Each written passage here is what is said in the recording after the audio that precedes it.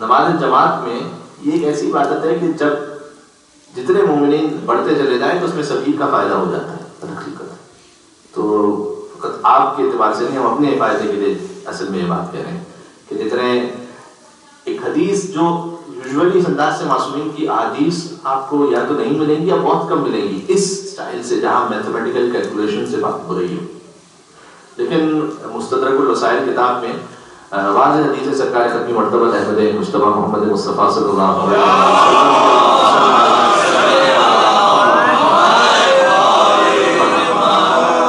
اور انہوں نے اس انداز سے بیان فرمایا کہ اگر ایک مقتدی ہو امام جماعت کی اصل میں صحیح لفظ ہے، ورنہ پیشما ہمارے یہاں متعارف ہے یا پیش نماز، لیکن اس کی صحیح اصطلاح بن نہیں پاتی. بہرحال اصل صحیح جو اصطلاح ہے وہ ہے امام جماعت. تو امام جماعت کے ساتھ اگر ایک مقتدی ہے تو اس کا جو ثواب ہے وہ 600 نمازوں کے برابر ہے.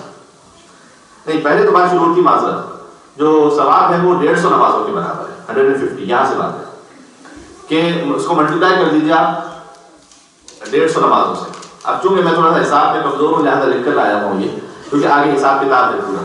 پھر فرمایا حضور نے، اب آپ دیکھیے اس قسم کی احادیث میں نے عرض کیا نا کہ اس انداز سے کم ملتی ہے. فرمایا کہ اگر ایک اقتدا کرنے 2 ہو جائے تو وہ ایک ہی نماز کے ثواب 600 گنا بڑھ جاتا ہے. 150 سے 600 ہو گیا. اور اب یہاں سے یہ ڈبل ہوتا جائے گا.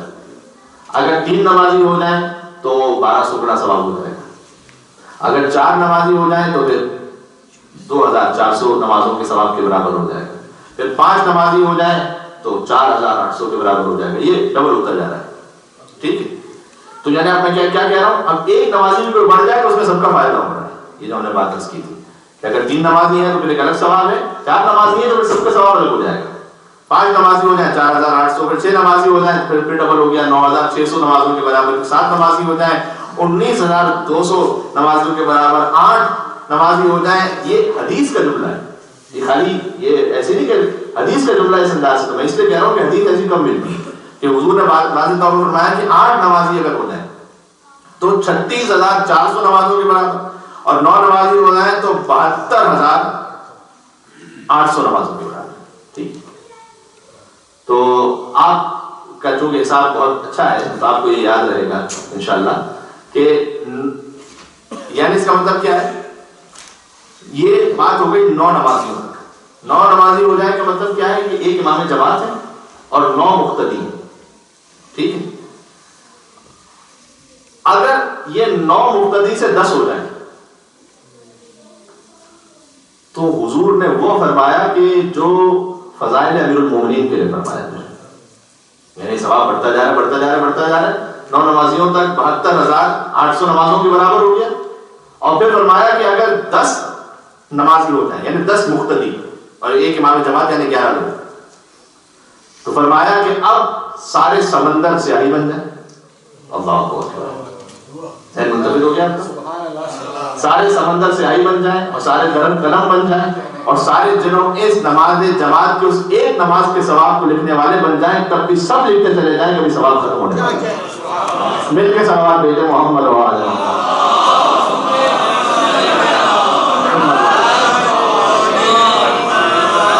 تو اگر ایک بھی شخص بڑھتا چلا جائے تو آپ دیکھیں ثواب اس میں کتنا بڑھتا چلا جا رہا ہے. اور ایک اور حدیثیں تو بہت ساری حدیثیں اس میں. تو ایک اور مستدرک الوسائل سن لیجیے. مستدرک الوسائل بڑی اہم کتاب ہے ہماری. حضور نے فرمایا کہ صلاۃ الرجل فی جماعت خیر من صلاته فی بیت 40 سنہ. یہ ایک الگ انداز سے ایک شخص کی نماز جماعت اس کے گھر کے مقابلے میں 40 سال سے زیادہ افضل ہے. 40 years. اچھا، یہاں پر یہ نہیں فرمایا کہ وہ نماز جماعت مسجد میں ہو. یہ ضروری نہیں ہے، کیونکہ ہو سکتا ہے کسی کے ذہن میں خیال ہے کہ یہ مسجد تو نہیں ہے یہاں پر. ٹھیک، وہ ہمارے استاد محترم خود میں کہا کرتے تھے کہ جتنے بھی شرعی حربے ہیں نا وہ انسان عبادت کے کاموں میں بیچ میں لے کر آ جاتا ہے. ارے جب مسجد تو نہیں ہے، مسجد ہوتی تو ثواب اتنا ہوتا. یعنی حضور نے نہیں کہا. حضور نے کہا کہ کوئی بھی نماز جماعت ہو وہ گھر کی نماز سے 40 سال سے افضل ہے. ٹھیک. اچھا، قیل یا رسول اللہ، کسی کو یقین نہیں آیا 40 سال تو کیا مطلب ہے؟ یعنی اگر آپ اس کو دنیا کے حساب کتاب کی کیلکولیشن میں رکھیں، اس کا مطلب یہ ہے کہ آپ نے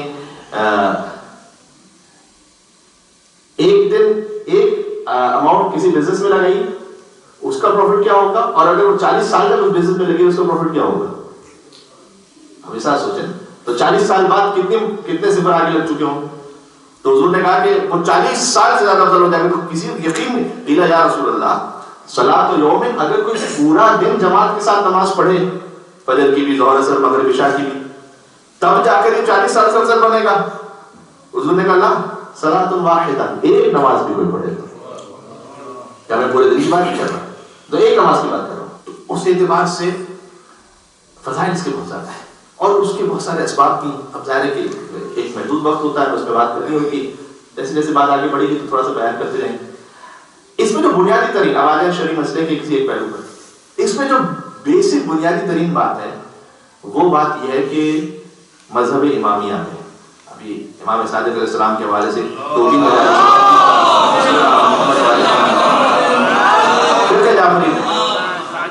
کہ امام جماعت عادل ہو.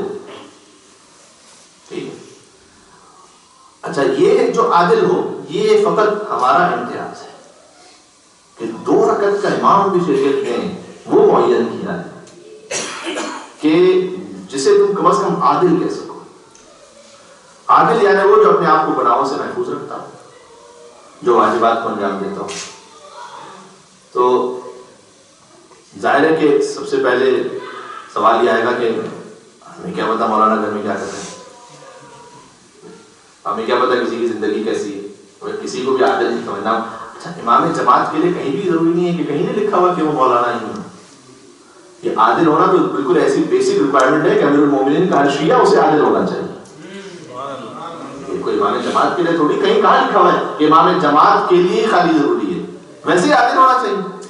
ٹھیک، عادل کا مطلب کیا ہے؟ عادل کا مطلب یہ ہے بیر منیمم ریکوائرمنٹ، اس کی زندگی میں جو واجب ہے اس سے عمل کر رہا ہے، جو حرام ہے اس سے بچ رہا ہے. انہوں نے کیا کریں، کسی کا فیس بک ہیک کریں تو پتہ چلے وہ عادل ہے یا نہیں ہے. صحیح نا، انٹرنیٹ ہیک کریں، کیا کریں، اس کے گھر میں جائیں جاسوسی کریں. لا تجسس، قرآن کہہ رہا ہے کہ نہیں، خبردار جاسوسی نہیں کرنا کسی کی. یہ الگ ہونا کہ کسی کی آپ پرسنل لائف میں انٹرفیئر کریں. تو پھر عادل ہونے کی نشانی کیا ہے؟ فرمایا عادل ہونے کی نشانی یہ ہے کہ یا تو خود کسی کو پرسنلی پہچانتا ہے، اس کی زندگی گزاری پتہ ہے. وہ ایک بات شاید میں نے نماز جمعہ کی خطبے میں پڑھی تھی ایک بار، وہ یہ کہ یہ بھی لوگ ایکسپیکٹیشن رکھتے ہیں علماء سے، کوئی نہ کوئی کرامت یا معجزہ تو دکھائے تب جا کر یہ عالم بنیں گے، تب ہمیں نہ مانیں گے. اب یہ مائک گر رہا تھا کہ مولانا خود سے اشارہ کرتے مائک اوپر ہو جاتا. چلو علی سورج کو پلٹا سکتے تھے، مولانا نے مائک تو پلٹا دیا کم از کم، کچھ تو شباہت آئی تھی. لیکن یہ کرامت کوئی نہ کوئی ہو تو کیا کرامت ضروری ہے؟ جی نہیں. اور یہ بات میں نے جو میں خود میں پڑھی تھی کہ ایک عالم تھے، ان کے شاگرد ان کے ساتھ 60 سال تک رہے ان کے ساتھ، اور بالکل بچپن سے شاگرد رہے. نجف کی بات ہے. اس کے بعد وہ ہجرت کرنے لگے شاگرد. تو استاد نے ان سے پوچھا کہ تم نے مجھے کیسا پایا؟ 60 سال تک انسان کسی سے آپ دوستی رہے، کسی استاد شاگردی خاص طور پر، تو پوچھا کہ کیسا پایا تم نے؟ تو اس نے کہا کہ بہت آپ علم والے بھی ہیں، تقویٰ بھی ہے، سب کچھ ہے، آپ نے مجھے پڑھایا بھی بہت اچھا، آپ نے شادی کا حق ادا کیا، لیکن ایک چیز میں 60 سال سے ویٹ کروں، کوئی تو کوئی کرامت دکھاتے آپ، کوئی مجھے دکھاتے، تب میں آپ کے عظمت کا قائل ہو جاتا. ایک کمی تھی بس. تو اس وقت انہوں نے سوال کیا، اچھا یہ بتاؤ کہ تم 60 سال میرے ساتھ رہے، کیا تم نے میری زندگی میں کوئی گناہ دیکھا؟ کوئی گناہ میں نے کیا ہو، تمہارے سامنے کوئی غلط بات کی ہو، کوئی جھوٹ بولا ہو؟ انسان کسی کا اتنے سال رہتا ہے تو کچھ نہ کچھ پتہ چل جاتا ہے، گھر کے معاملات میں پتہ چل جاتا ہے. تو کیا تم نے گناہ دیکھا ہے کبھی؟ نہیں، گناہ تو کبھی نہیں دیکھا. انہوں نے کہا کہ عدم المعصیہ افضل من 1000 کرامات. یہ جو 60 سال بغیر گناہ کی گزارنا تھا نا، یہ ہزاروں کرامتوں سے زیادہ افضل تھا. تو اس بات کے اپنے اندر عبادت اس لیے بھی نہ کی تھی، یہ بھی تھوڑا سا فوبیا ہے کہ ہم عبادت اس لیے کریں گے ہمیں دن میں تارے نظر آئے، کیونکہ کوئی نہ کوئی کرامت ہوتی نا کسی سے. اصل عبادت ہے اللہ کے لیے. اب اللہ کو کرامت دے دے کسی کو تو الگ بات ہے، وہ اس کی فیاضی ہے. ورنہ یہ کتنے ہی بزرگ علماء سے گزرے تھے جن کی زندگی بظاہر ہوگی شاید کوئی کرامت، کوئی معجزہ، ہمارے سامنے کبھی نہیں آئے. اس کا مطلب کیا ان کی بزرگی کم ہو گئی؟ نہیں، اصل تو پہلے تقویٰ ہے. تو بنیادی بات کیا ہے؟ عادل ہو. پتہ کیسے چلے گا؟ یا تو پرسنلی خود کسی سے ہم دیکھتے ہیں تعلق ہے ہمارا. دوسرا یہ دوسری نشانی کیا ہے عادل ہونے کی؟ پرسنلی بہت مشکل ہوتا ہے. اب تو پھر بھی ہمارے مزاج کی وجہ سے, ورنہ کتنے لوگ تو پہلے ہم زیارت پہ جب سفر پہ جاتے تھے تو کتنے لوگ بڑے ادب احترام سے کہہ دیتے تھے, ایئرپورٹ پر ہی کہہ دیتے تھے کہ مولانا ہم زیارت پہ دعوت جا رہے ہیں لیکن معذرت مولوی ہونے ہماری بنتی نہیں ہے, تھوڑی سی ہم دور دور رہیں گے آپ سے.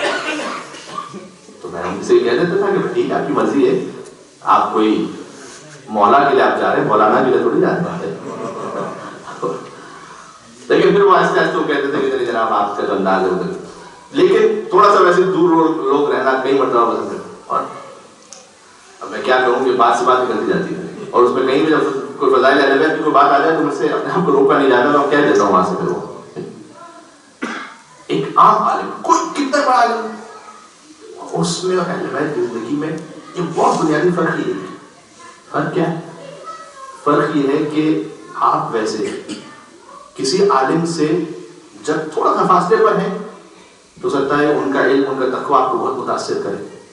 جب قریب ہوتے جائیں گے ضروری نہیں ہے کہ کوئی گناہ ہی دیکھے ان میں آپ, یہ ضروری نہیں ہے, لیکن کبھی کسی کی عادت بھی تو ہو سکتی ہے نا, بھائی عادت اچھی نہیں لگتی ان کی, ٹھیک ہے. یہ اس انداز سے بات کرتے ہیں بچہ تو کوئی نہ کوئی کبھی دل میں خیال آ جاتا ہے, یار ہم پہلے تو نہیں کیا سمجھتے تھے, اب قریب ہوئے تو یہ تو یار دیکھو ایسے ریوب طریقے سے بات کرتے ہیں, یہ ایسے دیکھو یہ تو ہمیں تو کوئی لفٹ نہیں کراتے. ایسا بھی ہو سکتا ہے. کبھی یہ بھی ہو سکتا ہے کہ آپ کو کسی آدمی کے بارے میں پتا چلے یار انہوں نے تو ہمارے لہلت و رغائب کیے نہیں, ارے ہمیں تو تقریر میں کہہ رہے تھے کرنے کے لیے, خود تو کیے نہیں انہوں نے. اب کوئی واجب نہیں تھے وہ ہمارے لہلت و رغائب, مستحب تھے, لیکن اگر نہیں کیے تو نہ کوئی گناہ نہیں کیا, لیکن ایک بات ذہن میں آ گئی, دل میں آ گئی, کیا دیکھو یہ فرق ہے. دنیا کے کسی بڑے انسان سے آپ جتنا قریب ہوتے جائیں گے اس کے عیوب نکلتے جائیں گے, اور اہل بیت سے جتنا قریب ہوتے چلے جائیں گے, اللہ اکبر, ان کی عظمت, ان کا تقویٰ, ان کا علم, ان کی بزرگی اور آپ کے سامنے نکلتی چلی جائے گی. اور ہمارے یہ اتنا بڑا فرق ہے, اس لیے کہ ظاہر اور باطن ہے, جو بلکہ جو باطن ہے وہ اور زیادہ بہتر ہے. اس لیے اور ہمارے عظمت اہل بیت اعزاز پر ایک آواز بلند صلوات بھیجیں محمد صلی اللہ علیہ وسلم. ہمارے جماعت کے عادل ہونے کا معیار دوسرا طریقہ, ایک پہلا پرسنل جانتا ہوں انسان, دوسرا طریقہ کہ اگر اس کے دوست احباب رشتے دار سے اس کے بارے میں پوچھا جائے تو وہ اس کی اچھائی بیان کرے, اس کے نیک ہونے کے بارے میں بیان کرے, اتنا کافی بس. جب کیسے آدمی بہت ٹھیک اچھے آدمی مناسب آدمی کافی, یہ ان کی عدالت عادل ہونے کی نشانی ہے. اچھا مولانا ایک جگہ ہم ٹریولنگ پہ جا رہے ہیں, ہمیں تو کچھ پتہ ہی نہیں, نماز کا وقت آ گئی, ایک مسجد میں چلے گئے, کچھ نہیں پتا وہاں کے عالم کے بارے میں, ہمیں نام بھی نہیں پتا, کچھ نہیں پتا. اگر واقع کہیں پر ایسا مسئلہ ہو جائے کہ جس کے بارے میں ہمیں پتہ ہی نہ ہو کہ یہ کون ہے, کیا ہے, عادل ہے, نہیں ہے, کچھ نہیں پتا, مذہب اہل بیت میں شرعی نکاح سے ان کے پیچھے نماز نہیں ہو سکتی, نہیں ہو سکتی. ارے مولانا کیا وہ فاسق گناہگار ہے جو نماز نہ پڑھے؟ یہ نہیں کہہ رہے فاسق گناہگار, اسے کہتے ہیں مجہول الحال, ابھی ہمیں پتہ نہیں ہے. اس کا مطلب یہ ہے کہ یہ مسئلہ اتنا امپورٹنٹ ہے کہ آپ کو پتہ ہونا, یعنی اطمینان ہونا چاہیے. پتہ ہونے سے بڑا اطمینان سے بڑا 80%, یہ پتہ ہونا چاہیے. اچھا پتہ ہونے کے لیے مولانا ہم دور کہیں گے تو ہمیں کیا پتہ چلے گا, کہ ان کے گھر والوں سے پوچھیں کیا کریں. ایک اور طریقہ ہے جسے ٹیکنیکلی کہتے ہیں شریعت میں شیعہ, یہ شیعہ والا نہیں, یہ شین, یہ الف عین, یہ والا شیعہ, یعنی کسی کا مشہور ہونا. آپ نے دیکھا ایک جگہ پر آپ کے نماز جماعت پڑھی جانتے ہیں, اپنے لوگوں کے پیچھے 200 لوگ نماز پڑھ رہے ہیں, یعنی 200 لوگ تو کچھ نہ کچھ تحقیق کر کے پڑھ رہے ہوں. جب 200 ان کے اہل محلہ کو ان پر اطمینان ہے تو اس کا مطلب یہ کہ کچھ نہ کچھ ہوگا, ان میں بھی پڑھ رہے ہوں. اس سے آپ کو اطمینان آ جائے, اصل پھر آپ کا اطمینان ہے, یہ دیکھ کر آپ کو اطمینان آ جائے گا, وہی کافی ہے. ہو سکتا ہے کسی کو 100 لوگوں کو دیکھ کے اطمینان آ جائے, کسی کو 10 لوگوں کو دیکھ کے بھی اطمینان آ جائے, اور کسی کے پیچھے 1000 کی نماز بھی پڑھی ہوئی ہو گئے, وہ اتنا شکی ہو, وہ کہتے ہیں کوئی گڑبڑ ہوگی, مولوی تو گڑبڑ تو ہوگی, تب اس کے لیے تو چاند تارے توڑ کے لانے پڑیں گے, باقی کوئی اور آپشن نہیں. تو اگر کہیں سے بھی کسی کو اطمینان ہو جائے, اچھا اطمینان کس طریقے سے, یہ ہر ایک کے پرسنل اس پہ ڈیپینڈ کرتا ہے. میں نے عرض کیا اطمینان کسی کو ایسے بھی آ سکتا ہے, یہ ہمارے سامنے کی بات. آیت اللہ سستانی سے ملاقات ہوئی عراق میں, باہر نکلے تو گھر آدمی ہر ایک تعریف کر رہا ہوتا ہے، اظہار تعریف کر، ماشاءاللہ کیا تقویٰ، کیا نورانی شخصیت کی مولانا، ہاتھ ملانا، اتنے نرم ہاتھ تھے ان کے، کسی کو نرم ہاتھ سے بھی اطمینان آ سکتا ہے، ٹھیک ہے، ان کو اس سے اطمینان آ گیا کہ چونکہ آگا کہ میں نے کہا اللہ کا شکر ہے، اگر ہاتھ سخت ہوتے تو پتہ نہیں آپ کیا فتویٰ لگاتے، آپ کچھ اور فتویٰ لگاتے، لیکن ان کو اطمینان آ گیا، اس پہ اطمینان آ گیا ان کو، کسی کو کوئی چہرے کی نورانیت دیکھ کے اطمینان آتا ہے، بزرگی دیکھ، لیکن آپ کا اطمینان ضروری ہے کہ یاد رہے۔ کیا خوبصورت منظر ہے، ہمارا خدا کی قسم، 2 رکعت کے امام کے لیے اتنی احتیاط ہے، اللہ اکبر، جو کائنات کا امام بن رہا ہو، جو پورے مذہب کا امام بن رہا ہو، اس کے لیے کتنی احتیاط کی ضرورت ہوگی، اور اس کے لیے کتنا تحقیق کی ضرورت ہوگی، اس کے لیے کتنا اس اعلیٰ مقام کی ضرورت ہوگی، اس اعلیٰ مقام کی کہ پھر جب دیکھیں نا، اب کوئی ریپلیس کرتا ہے کسی کو، کوئی ریپلیس کرتا ہے تو پھر کوئی نہ کوئی تو کوالٹی ایسی ہونا۔ اب ایک شخص آیا جناب کسی اور آفس میں کام کر رہے تھے، دوسرا کوئی امپلائر اور کہا جناب کچھ تو ہوتا ہے ان کے جیسا، کوئی ہے ہی، وہ کہاں تھے، یہ کہاں پر ہے، ٹھیک، آپ نے ایک جگہ مجلس سنی، ایک اشرا سنا، اس کے بعد دوسرا اشرا، میں کچھ تو ہوگا، یہ کیا سوچتا ہے؟ اللہ کے رسول دنیا سے جا رہے ہیں، بے علم میں، تقویٰ میں، شجاعت میں، کمال میں، استعداد میں، صلاحیت میں، لیاقت میں، کچھ تو ہو جس میں رسول کی شبیہ آ رہی ہے، کچھ تو مولانا یہ اتنا بڑا کرائٹیریا ہے، کس میں رسول کی شبیہ آئے گی؟ قرآن ہے، گھبراؤ نہیں، قرآن کہتا ہے وَقُلْ تَعَالَوْا نَدْعُوا أَبْنَاءَنَا وَأَبْنَاءَكُمْ وَنِسَاءَنَا وَنِسَاءَكُمْ وَأَنفُسَنَا وَأَنفُسَكُمْ صلوات محمد وآل محمد۔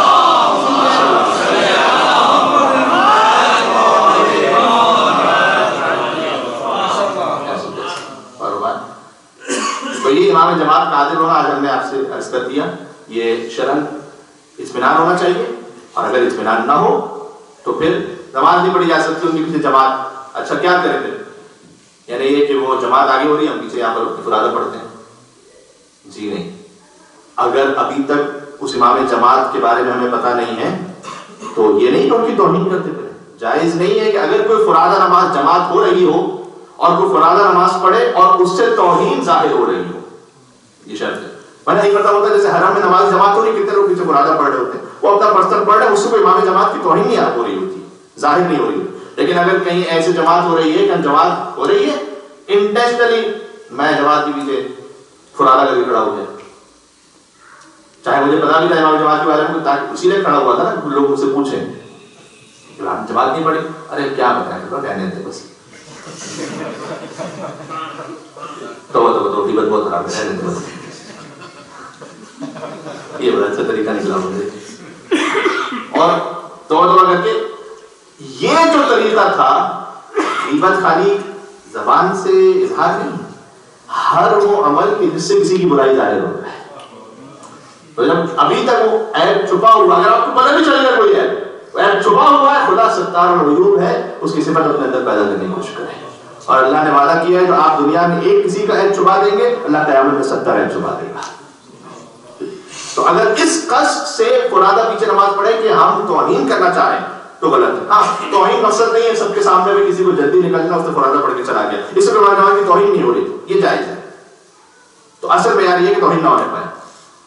بات ختم کر رہا ہوں، کیا یہ ضروری ہے نماز، اس کو کنٹینیو کرے گا شب جمعہ، کیا یہ ضروری ہے کہ نماز جماعت میں ہمیں امام جماعت کا نام بتاؤ اور ہم نام کہہ کر نیت کریں؟ میں مغرب کی نماز پڑھتا ہوں 3 رکعت قبائل بیٹھی صاحب کے پیچھے اوپر پتہ نہیں، بس مثال کے طور پر، ٹھیک ہے، یہ ضروری ہے؟ نہیں، نیت، اسی لیے نماز جماعت میں بعض لوگ پریشان ہو جاتے ہیں، نماز جماعت نے اللہ اکبر بسم اللہ الرحمن الرحیم الحمد للہ، وہ پیچھے نیت نہیں ہو رہی صحیح طرح سے، یوں کر کھڑے ہیں جماعت میں بہت دیر تک، میں نماز پڑھتا ہوں غربت نکلا، تو میں نماز پڑھتا ہوں مغرب کی 3 رکعت، غربت واجب نہیں بولا، میں نماز پڑھتا ہوں مغرب کی 3 رکعت واجب۔ ایک کسی نے بنا بھی دیا تھا میرا، بڑی مشکل سے اس نے 5-6 بار کی پریکٹس کے بعد ٹرائی کرنے کے بعد میں نماز پڑھتا ہوں مغرب کی 3 رکعت اور اللہ قبائل میں صاحب سے واجب غربت نکلا، اللہ اکبر ماشاءاللہ الحمدللہ، اب ٹھیک ہو گئی، بعد میں کہتے ہیں نیت ٹھیک ہو گئی، نماز غلط ہو گئی۔ تو نیت کا کیا نیت کے لیے کہنا ضروری ہے جناب امام جماعت؟ نہیں، آپ کے دل میں ارادہ ہے. اور یہ پہلے بھی جب روزے کے شرعی مسائل عرض کر رہا تھا اس وقت کہہ چکا ہوں کہ جب آپ یہاں پر تشریف لائیں مثال کے طور پر، آپ سے کوئی پوچھے گھر سے نکلنے سے پوچھے کیوں آ رہے تھے؟ کہ نماز پڑھنے جا رہا ہوں. بس یہی نیت ہے، الگ سے کچھ کہنے کی ضرورت نہیں ہے آپ کو. تو آپ امام جماعت کے لیے ہاں اتنا دل میں ہونا چاہیے کہ جو بھی امام جماعت ہے ان کے پیچھے، چاہے نام نہ بتاؤ لیکن جو بھی امام جماعت ہے ان کے پیچھے نماز پڑھنا تو اللہ.